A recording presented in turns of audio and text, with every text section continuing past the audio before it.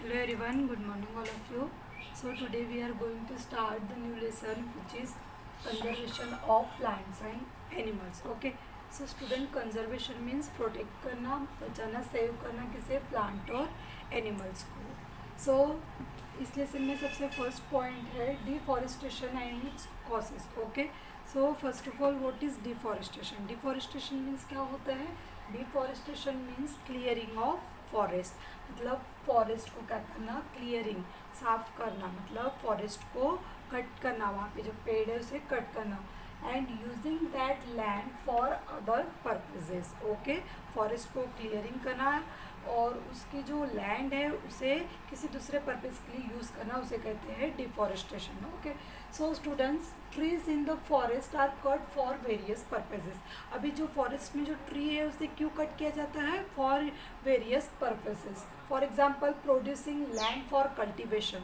मतलब जो लैंड है, जो फॉरेस्ट है, वो लैंड कल्टिवेशन मतलब वहाँ क्रॉप्स लगाने के लिए, वहाँ पे खेती करने के लिए कट किया जाता है. Second is building houses and factories. और वहाँ पे बिल्डिंग मतलब बिल्डिंग बनाने के लिए और फैक्ट्रीज बनाने के लिए भी कट किया जाता है. एंड मेकिंग फर्नीचर और using wood as a fuel. और फर्नीचर बनाने के लिए और फ्यूल, वुड पता है आपको, फ्यूल का यूज़ किया जाता है, फ्यूल के लिए वुड का यूज़ किया जाता है. So these are the reasons for cut the forest. Then consequences of deforestation. अभी डिफॉरेस्टेशन का क्या कॉसेस है, मतलब उससे क्या इफेक्ट होता है. So increase the temperature and pollution level. और डिफॉरेस्टेशन कट होने की वजह से क्या होता है, इंक्रीज द टेम्परेचर. जो हमारा टेम्परेचर है वो बहुत इंक्रीज हो जाता है. एंड पॉल्यूशन लेवल भी क्या हो जाएगा, इंक्रीज होएगा. Okay. Due to deficiencies of tree. Yes. Then increase the level of carbon dioxide. और जो कार्बन डाइऑक्साइड का जो लेवल है वो क्या हो जाएगा, इंक्रीज हो जाएगा. And ground water level gets lowered. और वाटर ट्री नहीं रहने की वजह से क्या होगा, जो ग्राउंड वाटर रहेगा तो वो क्या हो जाएगा, बहुत डीप हो जाएगा. ओके. लोअर्ड चले जाएगा. And disturb the balance. और क्या हो जाएगा, बैलेंस डिस्टर्ब हो जाएगा. And rainfall and the fertility of the soil decreases. और जो सॉइल के वजह से जो फर्टिलिटी रहती है सॉइल में ट्री के वजह से, तो वो भी नहीं रहेगी. Okay. And fluids and drops. और क्या होगा, कभी पूर आएगा तो कभी नहीं, तो ये ऐसे होगा. And global warming. Yes. Due to the deficiency of tree क्या होगा, ग्लोबल वार्मिंग होगा. Okay. So these are the consequences of deforestation. I hope you understand this. Okay. So student, अभी हमने देखे कि डिफॉरेस्टेशन क्या होता है और उसके कॉसेस क्या होते हैं. सो अभी हम देखेंगे कि हाउ टू कंजर्व, मतलब हम उसको कंजर्व कैसे करें. Conservation of forest and wild life. अभी हम उसको प्रोटेक्ट कैसे करें, फॉरेस्ट को और वाइल्ड लाइफ को. सो गवर्नमेंट ने ऐसे कुछ लॉ बनाए थे और ऐसे कुछ उन्होंने तैयार किए, जैसे कि national park. Okay. So national park मतलब ये ऐसा एरिया है, area reserve for wild life where they can freely use the habitats and natural resources. Okay. so national park क्या है, नेशनल पार्क क्या है कि वो वाइल्ड एनिमल्स के लिए एक रिजर्व एरिया है. मतलब उस एरिया में वहाँ पे कोई और एनिमल्स के अलावा कोई और नहीं आ सकता और उनका शिकार भी नहीं कर सकते, प्रिडिक्ट भी नहीं कर सकते. ओके. और वो फ्रीली एनिमल्स क्या कर सकते हैं, अपने हैबिटेट्स के हिसाब से वो खा सकते हैं, रह सकते हैं. ओके. सो उसे हम कहते हैं नेशनल पार्क. ओके. और सेकेंड है biosphere reserve. Biosphere reserve means क्या, और large area of protected land.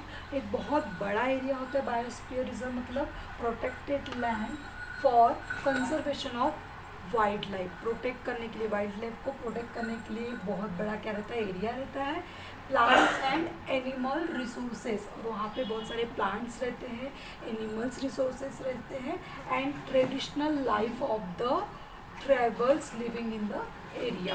और वहाँ पे ये ऐसा बायोस्फीयर रिजर्व्स मतलब क्या होता है, वहाँ पे एक बहुत बड़ा एरिया रहता है जहाँ पे वाइल्ड एनिमल रह सकते हैं, बहुत सारे प्लांट्स रहते हैं और एनिमल्स रहते हैं. और वहाँ पे जो बाहर के जो ट्राइबल्स है, मतलब जो वहाँ पे उनको अगर किसी को फूड की ज़रूरत है, किसी की ज़रूरत है, तो वो वहाँ से ले सकते हैं. Okay.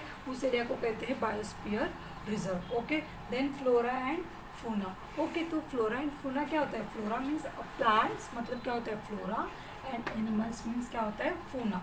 So flora and fauna means plants and animals. Found in a particular area, मतलब कोई भी एक एरिया रहता है जहाँ पर वो पर्टिकुलर वो प्लांट्स वो एनिमल हमें वहीं पे दिखाई देता है, तो उसे हम क्या कहते हैं, अगर प्लांट दिखता है तो फ्लोरा और एनिमल से उसे फूना. Okay, then next topic is that endemic species. Okay, so endemic species means what are दो species of the plants and animals which are found exclusively in a particular area. Okay, मतलब endemic species मतलब कि वो जो plants और वो जो animal species है वो पर्टिकुलर हमें वही कंट्री में या फिर वही एरिया में मिलेगी. ओके, उसे कहते हैं एंडेमिक स्पीसीज. देन साल एंड बॉइल्ड मैंगो. सो ये क्या है, एक endemic flora of the Pachmarhi biosphere reserve. ये पंचमरी में जो एक बायोस्फीयर रिजर्व है वहाँ पे ये मैंगो मिलता है, साल एंड बॉइल्ड मैंगो. ओके, और देखिए bison, Indian giant squirrel and flying squirrels are endemic fauna. और जो एनिमल्स हैं वो भी वहाँ पे मिलते हैं. ओके, बाइसन, इंडियन जेंट जो स्क्वेरल रहती है और जो उड़ने वाली स्क्वेरल है वो भी कहाँ पे मिलती है हमें, ये पंचमरी बायोस्फीयर स्क्वेरल्स में, बायोस्फीयर में. ओके, सो स्टूडेंट अभी हम देखेंगे वाइल्ड लाइफ सेंचुरी. सो वाइल्ड लाइफ सेंचुरी मतलब क्या कि ये गवर्नमेंट ने लॉ बनाया है कि जितने भी जो एनिमल्स है जिनको मारा जाता है अपने खुद के फ़ायदे के लिए सेल किया जाता है, सो गवर्नमेंट ने उनके अगेंस्ट में एक लॉ बनाया है. तो उसी को क्या बोलते हैं, द किलिंग और capturing animals is strictly prohibited and punishable by law. ये एक लॉ है जो वाइल्ड लाइफ सेंचुरी की जो भी अगर प्लांट्स है तो सॉरी जो भी एनिमल्स है अगर उसको किसी ने किल किया या फिर कैप्चर उसको पकड़ने की कोशिश की तो उसके खिलाफ क्या होगी, पनिशमेंट होगी. Then wild life sanctuaries provide protection and suitable living condition to wild animals. और ये जो वाइल्ड लाइफ सेंचुरीज है वो प्रोवाइड करता है कि जिसने भी उसे क्या करना है, प्रोटेक्ट करना है और उस वाइल्ड एनिमल्स को, और उसे सुटेबल लिविंग कंडीशन में, मतलब वो जिस कंडीशन में रह सकता है उस कंडीशन में उस एनिमल्स को रखना है. ओके, देन नेशनल पार्क अभी हमने ऑलरेडी डिस्कस किए थे. नेशनल पार्क मतलब क्या, so project tiger launch by the government to protect the tiger.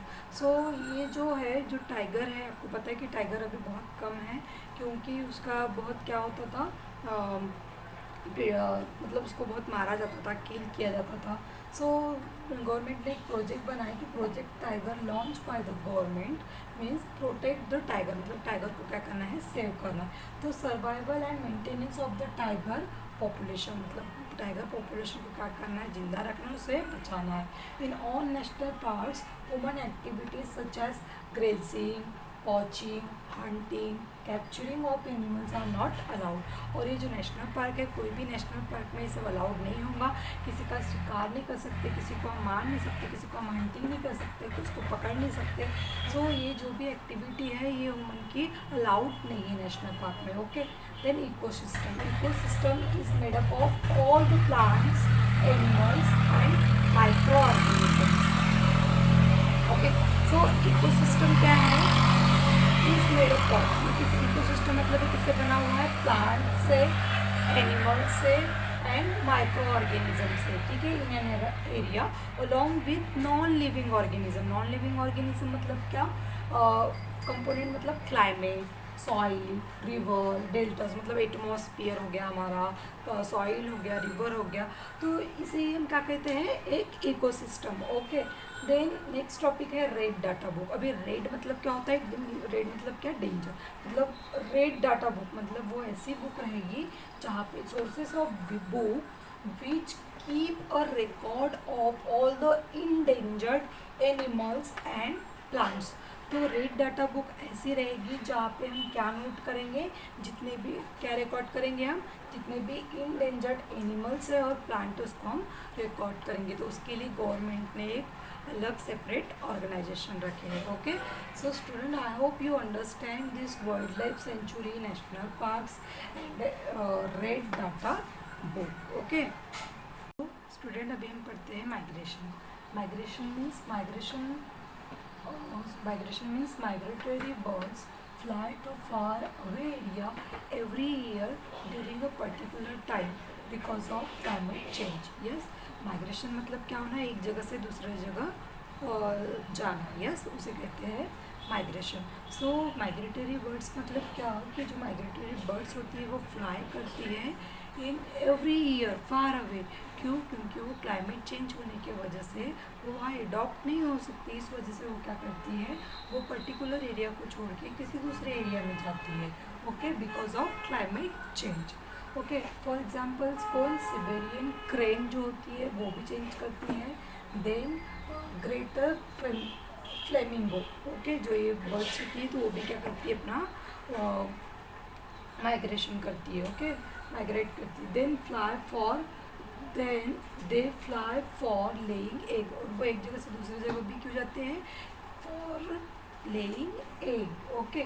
Then next topic is recycling of paper, recycle करना पेपर को, ओके, मतलब हम पेपर का यूज़ करते हैं, आपको पता है, और बहुत सारे पेपर कितने वेस्ट होते हैं, तो हम क्या करेंगे, रिसाइकलिंग ऑफ पेपर, ये देखिए, recycles, reduce and reuse, okay.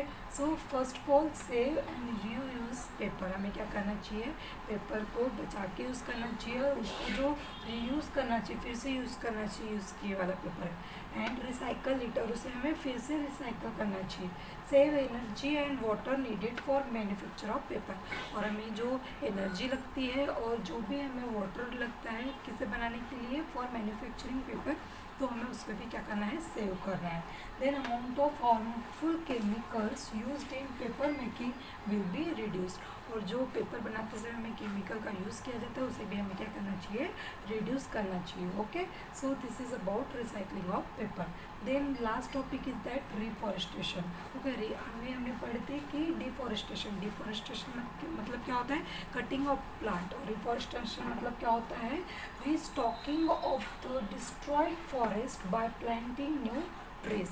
हम जो डिफॉरेस्ट हो गया, मतलब जो कटिंग हो गई प्लांट्स की, फॉरेस्ट जो खत्म हो गया, हमें उसी जगह पे क्या करना है, न्यू ट्रीज का प्लांटेशन करना है, ओके। रिटेन और green wealth for future generation, और जो हमारी ग्रीन वेल्थ मतलब क्या होता है, ये जो हमारी हरी वेल्थ है, हमारे फ्यूचर जनरेशन के लिए हरी संपत्ति क्या करना पड़ेगा, हमें रिटेन करना पड़ेगा। प्लांटेशन ऑफ मोर ट्रीज, और ये कैसे होगा, plantation of more trees, okay. So student, I hope you understand this lesson, okay. So save tree and plant a tree, okay. So student, here our lesson is completed. So student, in next video we learn about next lesson, okay. Bye.